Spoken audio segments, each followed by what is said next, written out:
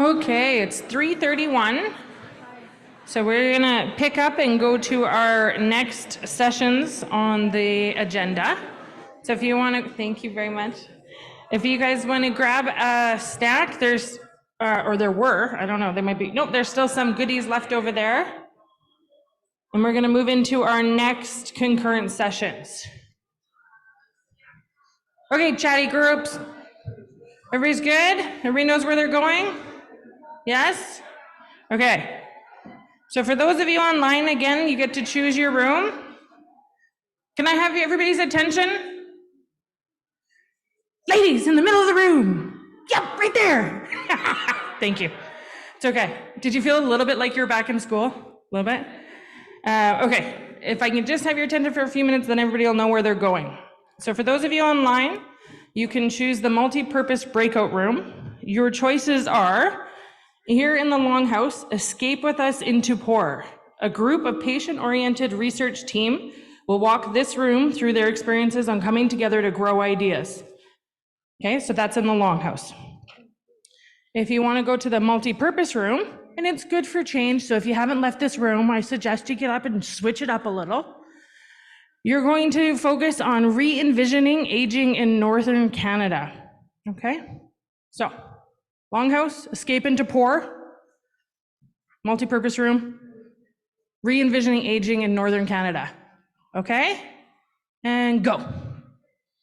Okay. And I will welcome to the stage up here wait, Rosalind? Perfect, you're the lead? Oh, excellent.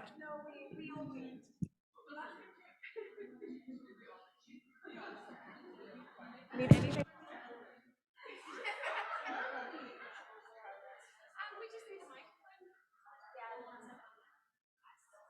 Okay. I know something about devices I've got in devices we've got to go out. Just before we start, if you're sitting at a table by yourself, if you could move to a table with some other people, at least having 2 or 3 will make the activity far more easier from our perspective. You might be frustrated and unable to finish the escape room. We'd hate to leave you in there before we leave today. So find a friend and say hello. And okay, so that would be great. And we'll get started. There is a tablet that will be passed out. There'll also be a survey that says it's not the same, scan the survey for the Lucky Door Prize. It's scan the survey and provide us information and feedback sheet that Shana will hand out. And there's also the Porlet tool and the guidelines. You might find these helpful in the escape room, though it is electronic, but this is a paper copy for those of us who like paper. And it also might be helpful. You are welcome to take it home with you and doing patient-oriented research and thinking about how are you integrating patients with lived experiences into your team. So you might find the tool helpful for that. So we'll get started. One of our colleagues is online, Chantal. She's in Ontario, so we'll just let her introduce herself as well. Chantal, we'll hand it over to you first. All right. Thank you, Rosalind. Hi, everyone. As Rosalind said, my name's Chantal, and I'm joining you from Sudbury, Ontario, the territory of the Atikameksheng Anishinaabeg. I am a curriculum specialist with University of Saskatchewan and also the owner of VI, which is the acronym for Virtual Innovative Education. And my role on this team was to develop the virtual escape room that you're all going to get the opportunity to experience today. And I'll pass the baton back over to Rosalind and the rest of the team.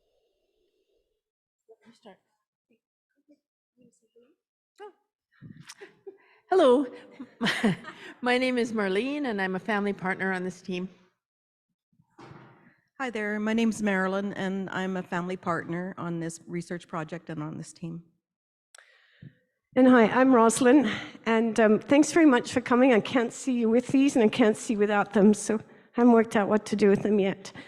Anyway, so thanks very much for coming. This is our first experience of actually doing this over the whole country, one side to the other. And Chantal used to work in Saskatoon with us, and then she moved to Ontario. And to get here for the conference, it was quite a mammoth flight. So when we first started to talk about building an escape room, we were trying to work out how did we get information during the pandemic into the hands of people in a way that they could learn and to grow and to start working together as a team, to think about what does it mean as a team and how do we have conversations, and that use of language, which we found has become incredibly important. So that's how we kind of got together in this project. And from there it was, okay, if we can do this for ourselves, maybe we could do this and share it beyond the project that we were working on at the time. And so then we had some more conversations, did a whole lot more work, a whole lot more testing, lots of family partners input, lots of student input and feedback from people around what is an escape room and the language associated with it. So then we started to work out what were our roles, and I am not technologically able at all. So it was good to be a content expert around patient-oriented research and to invite family partners to join us to share their perspectives, some more technologically savvy than I am, and others wishful. So we did try and join the journey together in a place that some of us had expertise, some of us had none, some of us had a lot of fun, and some of us had a lot of stress and de-stress in the process of putting this together, which are all really valuable experiences. So I'm going to pass it over to Chantal to start her piece. So you good to go, Chantal? I'm good to go. Thanks, Roz. I know you can't see me, but I can see you. We've got a great camera angle. You ladies look fabulous on stage, by the way. As Rosalind and everyone mentioned, we are participants within a patient-oriented research team, and we had a growing idea. And before we really get into today's goal, I'd like to bring your attention to the bottom of the screen. I know everyone online can see the screen that I'm sharing, but hopefully everyone in the room can see the slides clearly as well. What's at the bottom of the slide here is called the design squiggle. And this was developed by Damien Newman. And as you can see, there are 3 circles here. So we've got this inspiration phase, which is very busy and messy, and there's scribbles all over the place. And this is kind of the conversations, discussions, and ideas that we were having, as Rosa mentioned, as we kind of consider the escape room as the idea. And then we moved into the ideation phase, so kind of concepts, things are kind of starting to come together, and then the implementation phase, which as you can see is a nice straight line going straight through. So ideas have kind of narrowed down, and we kind of get an idea of where it is that we're going. And really today's goal is to try to inspire you to try this idea, which is the escape room. So cameras are off online, so I can't really see any interactions here, but I'm wondering if in the room, if there's anyone that, if everyone is familiar with what an escape room is, or maybe unfamiliar. It's hard for me to see. I'm not seeing too much head movement. Doesn't look like a lot of yes. Yeah, a lot of yeses. Okay, thank you for clarifying that, Rosalind. So yes, as you can imagine, escape rooms are really finding clues and trying to solve puzzles to escape a room. Not that we're going to be locking any of you into that room today, because this is a virtual version of the escape room. But we did want to share a little bit more about our project, which is related to the escape room. So patient-oriented research takes a team to conduct, and it also takes a team to escape an escape room. So today's a little bit of a unique experience because we have some of you who are there on site, so you can work as a team, and we've got some of you that are joining us online. So we're unable to break you up into individual rooms, but you'll get the opportunity to really see the challenge that we might be faced with dealing with things or trying to progress through things on your own. It really does take a team. So although you're able to possibly escape and do your research on your own, it really does make a difference when you've got a team, different perspectives, diversity, working together and engaging to do patient-oriented research as well as escaping the escape room.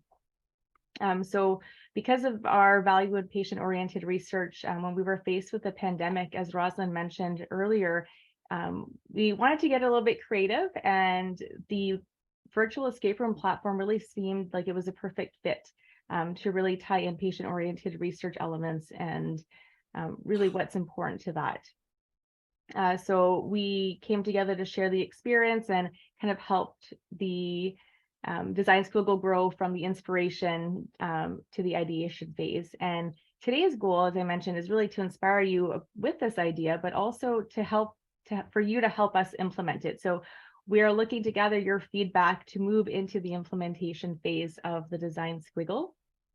And just like puzzles are just like real life, and just like with patient-oriented research, we're looking at solving puzzles and working together as a team. So we're hoping that you can help us progress to that. So we're going to move through our growing idea phase from the inspiration and to the ideation. And I'm going to pass the floor back over to Rosin and the team for the inspiration side. So here we looked at creating an environment to understand patient-oriented research and what it is and what it is not. And I think you've heard lots of things about patient-oriented research today. And if you're very familiar with it, some really good reinforced messages. But if it's something really new to you, I think the biggest takeaway message that you could have learned today was relationships matter. And inclusivity is really important. So that's a lot of the work that we have actually been doing in that inspiration stage was learning and growing together, sharing relationships, sharing what we call not research, doing lots of not research. So how are your kids today? How's the cat? How's the dog? What are we doing at work? What's happening in our lives? All of those conversations that eventually inform the work that you do and really inform your research. So as a researcher myself, I am a nurse, but I'm a person first. And so I too come with lived experiences that shape the work that we do. And the work that our team primarily does is around older adults. So we all come with a passion with older adults and to be making difference in caring with people rather than doing to and for people. So this grounds the work that we do in that inspiration. So when we talk about what it is not, it's not that consultation. It's not that, well, let me hear your story and then I'll think about what we can do about it. It's none of those things. When we're talking patient-oriented research, it's talking about what is your lived experience, what is my lived experience, what is our lived experience, and how do these things come together to shape the work that we want to do. But it's not the work only that we want to do. This is the work that is important by the people that we are caring with. So we're always taking the work back, and we've always been taught that we don't do any work without them. So, and then when we start to look at language, everybody is people. It's not them and those and they. So this has been a really steep learning curve for our team over the last, I would say intensely the last 5 years, but definitely over the last 10, that we've been learning this really valuing of language and how we refer to others and how we other people by the way we speak about them. So that was what it is and what it is not. Marlene, I'm going to pass it to you. Okay, for me, patient-oriented research is not fast. And I'm not the first one to say this today, but it really takes time. It takes time to get to know each other and to build trust. When I first started on Rosalind's team, I thought I could put in 12 hours a week and do my job. Soon I realized that it was a lot different than that. There's lots of not research involved. And sharing our stories, taking time to get to know each other and to listen to each other's stories and what's important to each other was really important. Feeling included and heard and accepted. And feeling accepted even when your point of view is different from everybody else's was really important. That once I gained the confidence to actually open my mouth and say what I thought and have other people accept me and say, oh, that's interesting, you know, let's think about that, let's explore that. And sometimes our conversations would even change the trajectory of the meeting that we were having, and that was okay. That was really empowering. And once I felt seen and heard, I found that when I was talking to people, I could see them and hear them better, which was really important. And I learned that it really is worth investing the time to engage with people, to see them, to hear them, and find out what they really care about.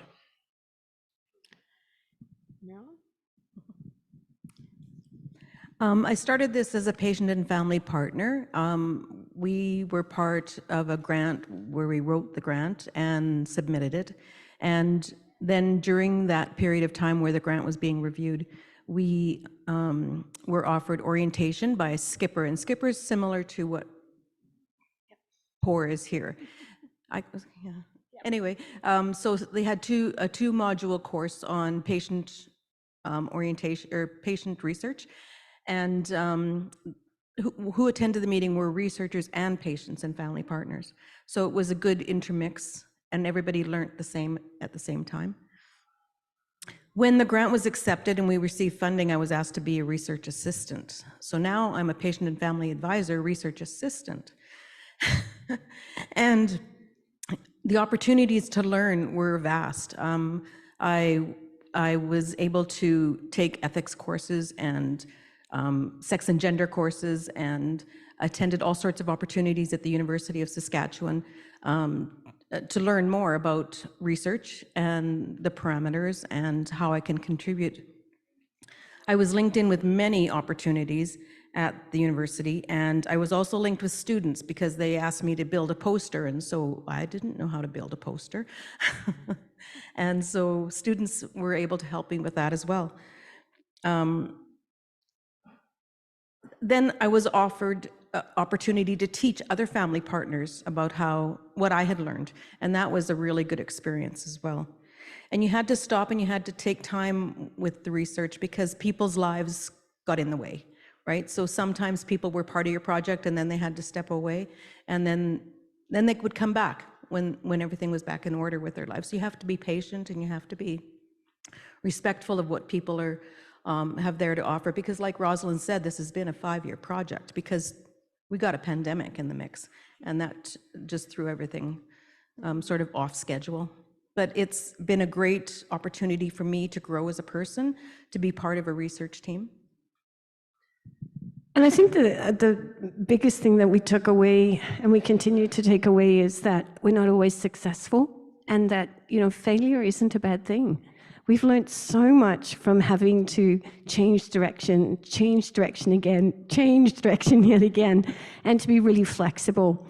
And there's lots of things that come in the way, and a lot of the time too is the lived experiences of our team then make us re-question the question that we went in with, and start to thinking, is this really what we wanted to research, or is there something else going on, or do we need to divide and make new research questions? So in that inspiration stage, there's a lot of details that you need to pay attention to. You really have to listen, and listen well, but then also to listen with respect and diversity. Nothing is a bad idea, and some things take more time than others, but it doesn't mean it's wrong. And if you're going in one direction and you need to change direction, to us, that's patient-oriented research, because our lives change direction quickly. So your inspiration time can take a long time, and has lots of exciting adventures, and does have some time too that we need to stop and heal and to spend time with ourselves. So thanks for the inspiration, Chantal.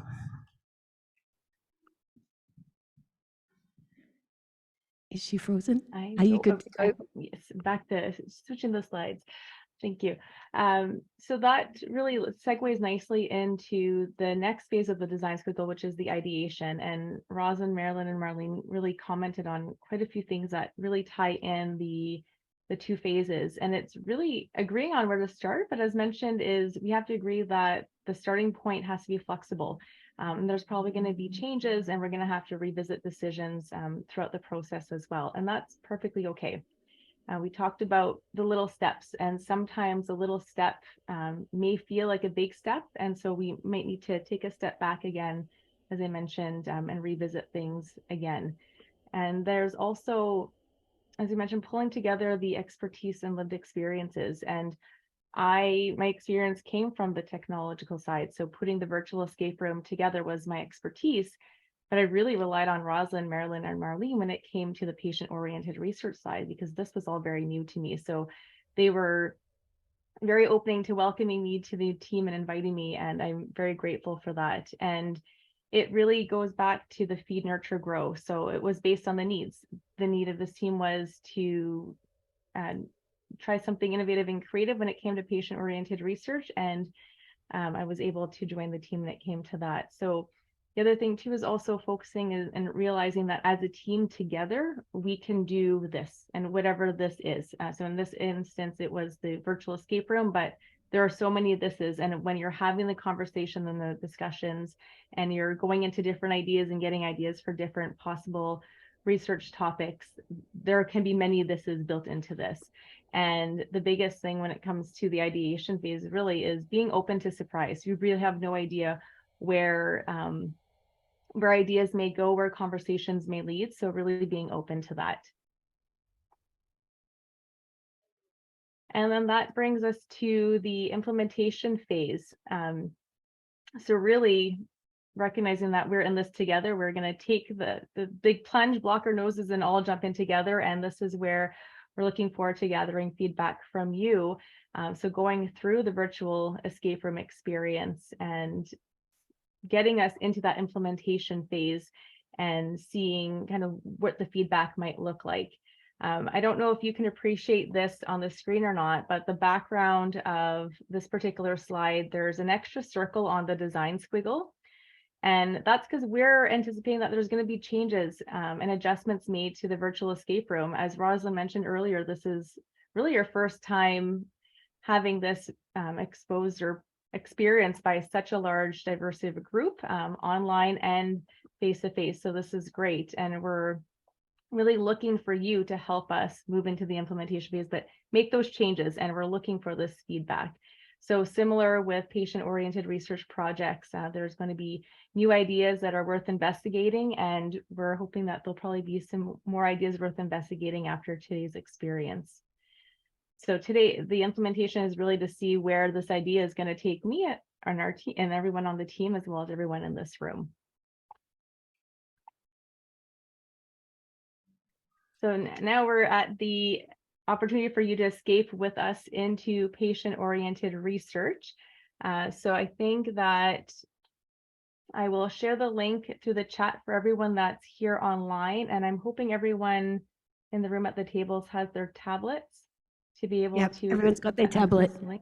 Okay, Yeah. perfect. And everyone's in a team. So we're hoping everyone that's in a room to at least be, if you can find a team of 2, because everyone that's online, since we can't break out into breakout rooms to form our own teams, we're going to be able to get an idea of how going through the escape room on your own works from everyone that's online, and then in a team for everyone that's in the room. There's also a survey, as Rosalind had mentioned beforehand. There are QR codes that should be on the table for you to be able to access with your mobile device at the end of the experience. And I'll be sending that same survey through the chat function after the experience to everyone who's joining us online. We really are looking for your feedback. Your feedback is going to be valuable. So we are available to answer any questions throughout the experience, but we're also really looking to gather information. So if there's questions being asked, we're going to be taking notes of that, because we want to make sure that we can fill in any gaps that might be missing from the experience. I don't know if there's anything that we want to add to that, Rosalind, other than maybe tying in the principles of patient-oriented research with the escape room. So as Rosalind mentioned earlier, respect, appreciation for diversity, and collaboration. So we collaborated as a team when it came to developing the escape room, and you're going to get the opportunity to collaborate with your team members to participate in the experience. So being open to sharing ideas and listening to each other as you're engaging and trying to solve the puzzles to escape the experience. So I'm going to just send the link here to the chat. So for everyone at home, I think everyone in the room, for your tablets, you're probably already set up with Google Chrome to access the experience. So for those of you joining us online, I'll ask that you, oh, thank you. I can see that someone or we've already had the link through the chat. So that's great. So for those of you joining online, yes, just a reminder to please access it through using a Google Chrome. And we are available for questions, and we're going to give you a total of 40 minutes. So that gives you some time to read through the instructions and the directions, and then hopefully half an hour to escape the experience. And I don't know if there's anything that we want to add, Rosalind, Marilyn, and Marlene, or are we good to start our timer? We're good to start our timer, I think. Hopefully everyone gets to escape. I hope so. So We'll 40 see you minutes in from now. 40 minutes.